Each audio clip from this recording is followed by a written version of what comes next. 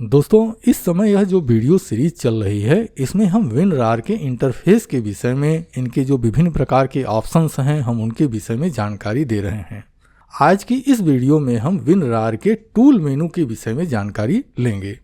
तो यदि आपको यह जानकारी चाहिए तो फिर आप इस पूरी वीडियो को ध्यान से देखिएगा। इससे पहले कि हम इस वीडियो को शुरू करें, सबसे पहले मैं आपको इस वीडियो का टेबल ऑफ कंटेंट क्लियर कर देता हूँ।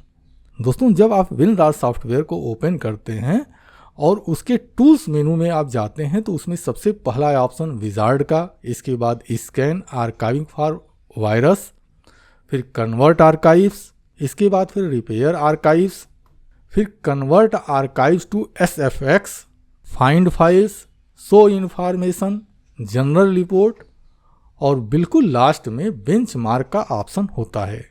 यह ऑप्शन क्या होते हैं और इनके जरिए आप क्या कर सकते हैं, यह सारी जानकारी हम इस वीडियो में आपके सामने देने जा रहे हैं। तो इस जानकारी को लेने के लिए हम चलते हैं अपने कंप्यूटर के स्क्रीन पर और वहीं पर शेष जानकारी को हम समझते हैं। तो दोस्तों, इस समय आप WinRAR सॉफ्टवेयर के होम पेज को आप देख रहे हैं। जब आप WinRAR सॉफ्टवेयर में यहाँ पर ऊपर साइड में तीसरे ऑप्शन को ध्यान देते हैं, यानी जो तीसरा मेनू है, यह तीसरा मेनू टूल्स का मेनू बना हुआ है। जब इस पर आप क्लिक करते हैं तो सबसे पहला ऑप्शन विजार्ड का आपको दिखाई देता है। इस विजार्ड के ऑप्शन पर क्लिक करने पर यह 3 तरह के रेडियो बटन बने हुए आपको दिखाई देते हैं। इसमें यह जो पहली रेडियो बटन है, यहाँ पर लिखा हुआ है अनपैक एंड आर्काइव, यानी कि मान लीजिए आपके पास कोई कंप्रेस फाइल है और आप उस फाइल को अनकंप्रेस करना चाहते हैं, एक्सट्रैक्ट करना चाहते हैं, तो आप इस ऑप्शन का प्रयोग कर सकते हैं। इसके लिए जैसे आप मान लीजिए, सबसे पहले मैं इसको कैंसिल कर देता हूं। यह एक कंप्रेस फाइल है, मैं इसको सेलेक्ट करता हूं। इसके बाद यहाँ ऑप्शन पर जाते हैं, यहाँ टूल्स वाले ऑप्शन पर जाते हैं, विजार्ड पर क्लिक करते हैं, अनपैक एंड आर्काइव रहा, हमने इस पर क्लिक किया, नेक्स्ट बटन पर प्रेस किया। इसके बाद आर्काइव का जो नाम है हमने यहाँ पर डाला। अगर आप कोई दूसरी आर्काइव भी सेलेक्ट करना चाहते हैं तो यहाँ ब्राउज बटन पर क्लिक करके आप सेलेक्ट कर सकते हैं।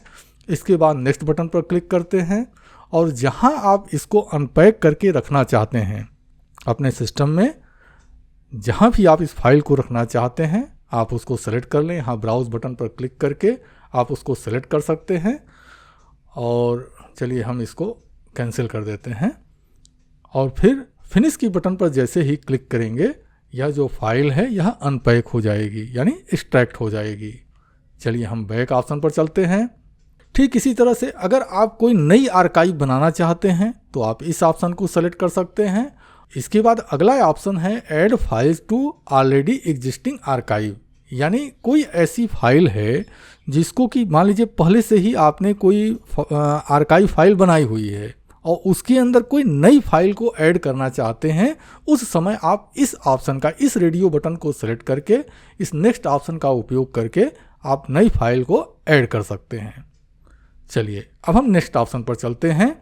अगला ऑप्शन हम फिर से टूल्स बटन पर क्लिक करते हैं, स्कैन आर्काइव फॉर वायरस। देखिए होता क्या है, कई बार आप इंटरनेट या किसी भी माध्यम से विभिन्न तरह की जो कंप्रेस्ड फाइलें हैं आप उनको डाउनलोड करते हैं। डाउनलोड करने के बाद आपको यह पता नहीं होता है कि उस फाइल के अंदर कोई वायरस तो नहीं है।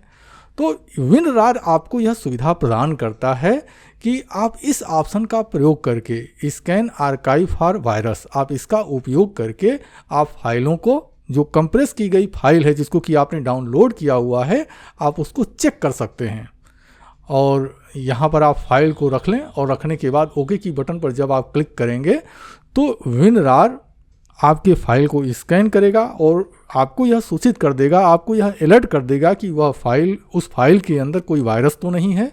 तो आप यह कार्य इस टूल के माध्यम से, इस टूल्स में यह जो दूसरा ऑप्शन दिया हुआ है इसके माध्यम से कर सकते हैं।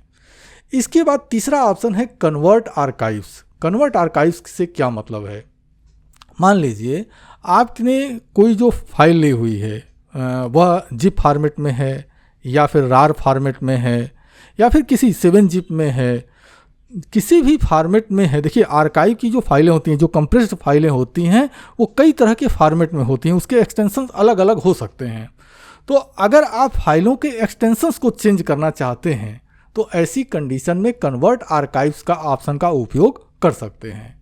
इसके बाद रिपेयर आर्काइव, इस ऑप्शन का उपयोग करके जैसे मान लीजिए आपने कोई आर्काइव फाइल ली हुई है और उसमें आपको लगता है कि कुछ फाइलें करप्ट हैं, तो आप इस ऑप्शन का उपयोग करके उनको रिपेयर करने की कोशिश कर सकते हैं। और अगर ऐसी संभावना रहती है तो इस ऑप्शन का उपयोग करके फाइलों को रिपेयर किया जा सकता है। इसके बाद कन्वर्ट आर्काइव टू SFX। देखिए होता क्या है कि कई बार आप ऐसी फाइलों को बनाना चाहते होंगे जो कि अपने आप, जैसे सपोज दैट आपने एक कंप्रेस फाइल बनाया, उस कंप्रेस फाइल को आप किसी ऐसे व्यक्ति को सेंड करना चाहते हैं, किसी ऐसे व्यक्ति की किसी ऐसे आपके मित्र को ज़रूरत है जिसको कि सॉफ्टवेयर या कंप्यूटर्स के विषय में बहुत ज़्यादा जानकारी नहीं है। अब अगर आप उसको समझाते हैं कि आप अपने सिस्टम में WinRAR डाउनलोड कर लो, WinZip डाउनलोड कर लो या 7zip डाउनलोड कर लो, और उसको समझ में नहीं आता है, वो नहीं कर पाता है, तो होगा क्या कि आप जो कंप्रेस फाइल अगर आप उसको भेजेंगे तो वह फाइल उसके किसी काम की नहीं रहेगी। ऐसी कंडीशन में यह जो SFX फाइलें होती हैं, यह होता क्या है कि जैसे ही इस पर डबल क्लिक किया जाता है ये ऑटोमेटिकली अपने आप को एक्सट्रैक्ट कर लेती हैं।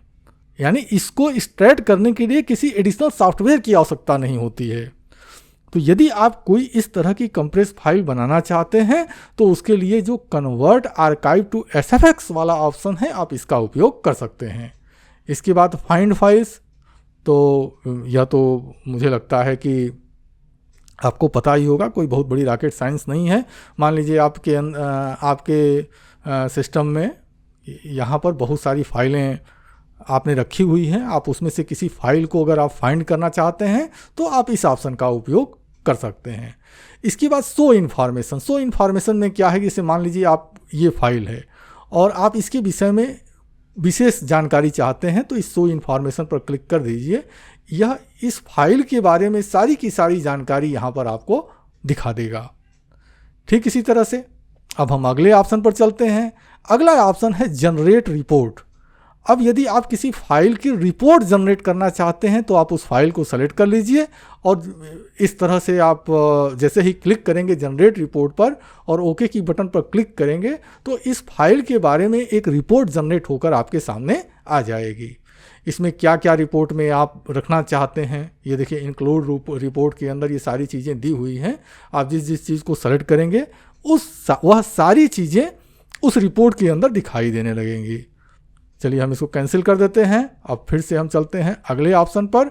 अगला ऑप्शन है बेंचमार्क का। अब इस ऑप्शन का उपयोग करके आप यह पता कर सकते हैं कि आपका जो सिस्टम है वह किसी फाइल को कंप्रेस करने में या अनपैक करने में कितना टाइम ले रहा है।